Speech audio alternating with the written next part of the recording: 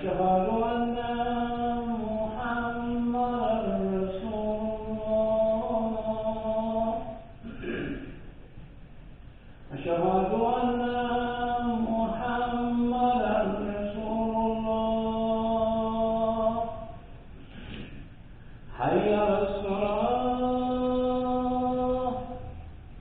حي على الصلاة حي على الفلاح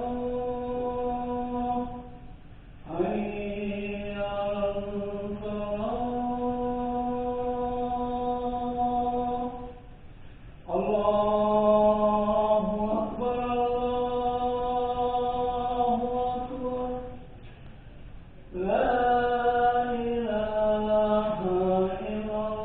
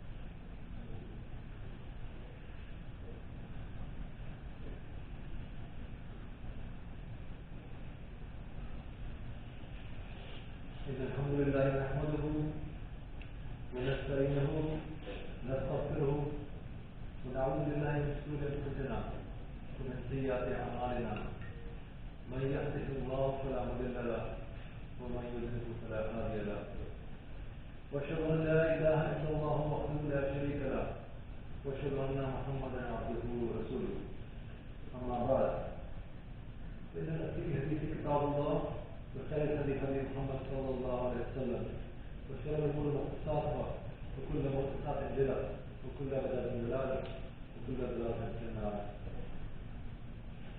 قال الله تعالى في القران الكريم اعوذ بالله من الشيطان الرجيم بسم الله الرحمن الرحيم ان الانسان خلق هلوعا سورة الغابرين. Today, this evening, here in Chicago, as the clock transitions and the sun sets, we will be starting a new Hijrah 1444, first of Muharram, a new year in the Islamic calendar, and 1444 years since the migration of our beloved Prophet ﷺ. We took that arduous and tedious and treacherous journey, and his mere existence was threatened. He had to leave. And today we are standing here, and I'm standing here because of the sacrifices of those people.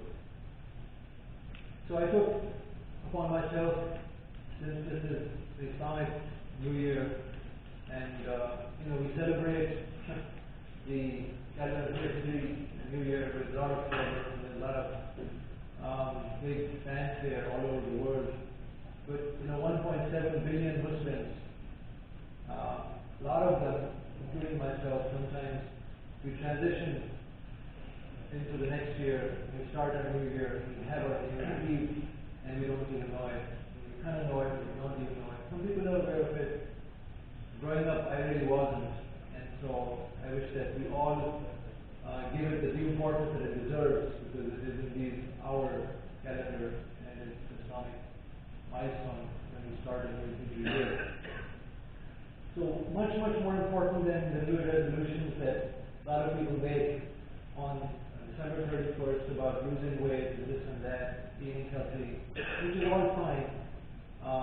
Much more than that are resolutions in this critical point, which is New Year's, that allow us to focus back on our relationship with Allah subhanahu wa ta'ala, in our connection with His Deen, in our status in our life, status of Islam and the Deen in our life. And this ocean of teaching that is available out there to guide us to live a way that is beneficial for us on this earth, and of course, live a happy and amazing existence amongst all our loved ones for eternity in Jannah. Inshallah. So I decided to keep it simple. If I was thinking what sort of New Year resolutions or what sort of a talk should I give that may have some impact on myself first and foremost, and my brothers and sisters. And I thought I would keep it simple. If I give you a long list of things to do, and a long list of things that we should try and accomplish, I think it's just going to get lost in the long list. Long lists are exactly that, they're long lists. So I thought I would just focus on one major aspect within the three major aspects of our life. The first is our self, which pertains to our self-improvement. The second is which pertains to our relationships with other people. And the third is our relationship with Allah subhanahu wa ta'ala. So I thought I would focus on three areas of improvement, one in each of them. So improving ourselves, but focusing on one really critical aspect of it. Improving our relationship with other people, and focusing on one key aspect, and then of course, improving our relationship with Allah subhanahu wa ta'ala. And there's so many things that we can do in each of them, but we'll try and limit it to one, which is, I feel, one of the most important things that we are supposed to do. That was a difficult one, but so talking about the self first, I decided to talk about the tongue and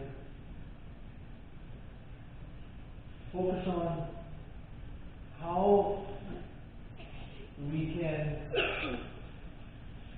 change the way we utter words from this amazing organ that Allah subhanahu wa ta'ala has given us, which is the small piece of flesh within the two cheeks called the tongue, which can be the source of great benefit to ourselves and to others, but can also be the source of great distress and great pain and suffering and sorrow and destruction.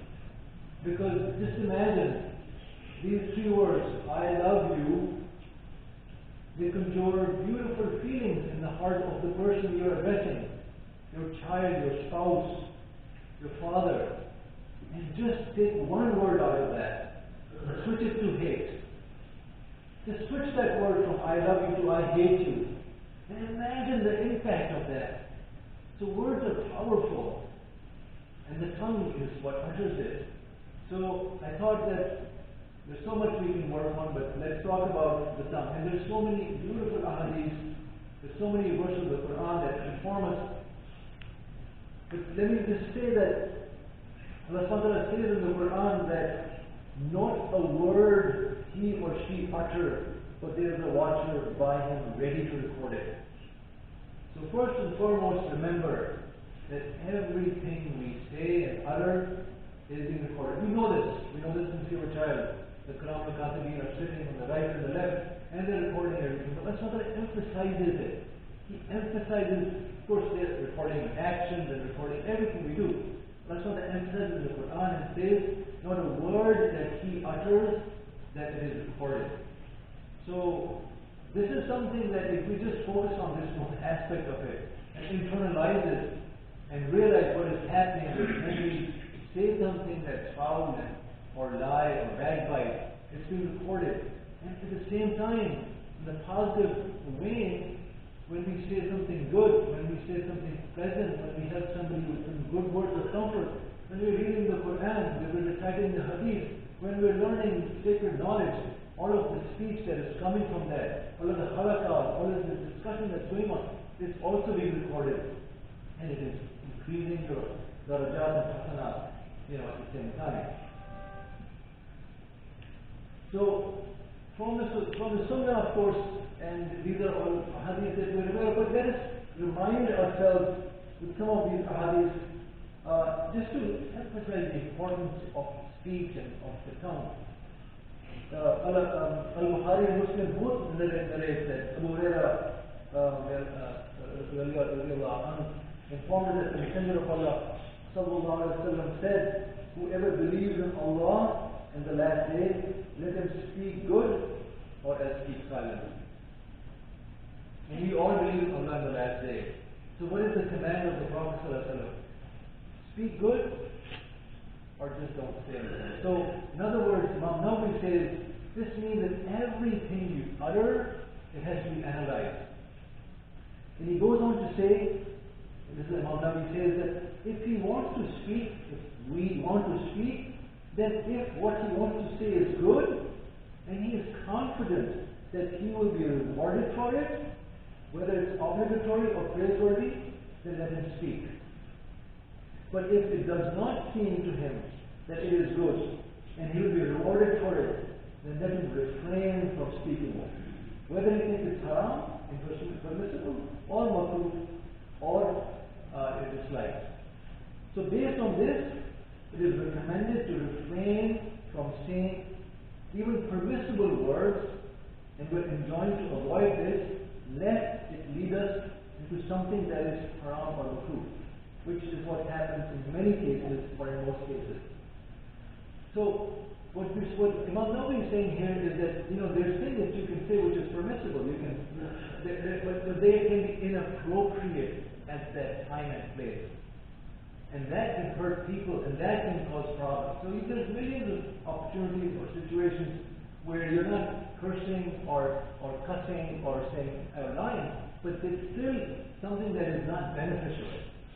So what he's saying is analyze your speech and try to get to a level that everything you say is recorded positively, is beneficial. And this doesn't mean that you're always giving good counsel to your friends. It's just asking them how they're doing. Did they have a great day? Just how was your day? I've heard your father wasn't doing well. How do you feel? These are all amazing words that you can utter from your mouth to make the other person feel better. These are all positive things. But on the other hand, a little bit of gossip, not full-fledged backbiting, but gossiping and talking about people, may not full-fledged, but just negative speech, a lot of negative things, criticism, just criticizing this, criticizing that. This is all borderline stuff. It's best to refrain from that. Imam Shafi says that what the verse that I recited about everything being recorded, he says that everything the person should say should think about it. If it seems to him that it will do no harm, then he should speak. This is Imam Shafi. But if he thinks that it will do harm, or he thinks that it is most likely going to do harm, then he should refrain from speaking. Prophet ﷺ commanded us to control our tongues in more than one hadith, such as narrated by Ibn Tirmidhi from Uqba ibn Amr, Allah be pleased with him, who said, I said, O Messenger of Allah, what is salvation? What is salvation? What is our najat? What is our salvation? He said, control your tongue, keep to your house, and weep over your sins. This is authentic. In another hadith, in Tirmidhi, also narrated that Rasulullah said to Mu'adh, after teaching him some laws of Islam, he said, Rasulullah said, shall I not tell you what is the foundation of that all? The briefing that he gave Mu'adh. And then he said, should I not tell you what is the foundation of that all? And Mu'adh said, of course, O Prophet of Allah, he took a hold of his tongue. The Prophet actually grabbed his tongue. The famous hadith. He grabbed his tongue and said, control this. Control this. I said, Mu'adh said, O Prophet of Allah, will we be held responsible for what we say with it? And then Rasulullah said, may your mother be bereft of you. Allah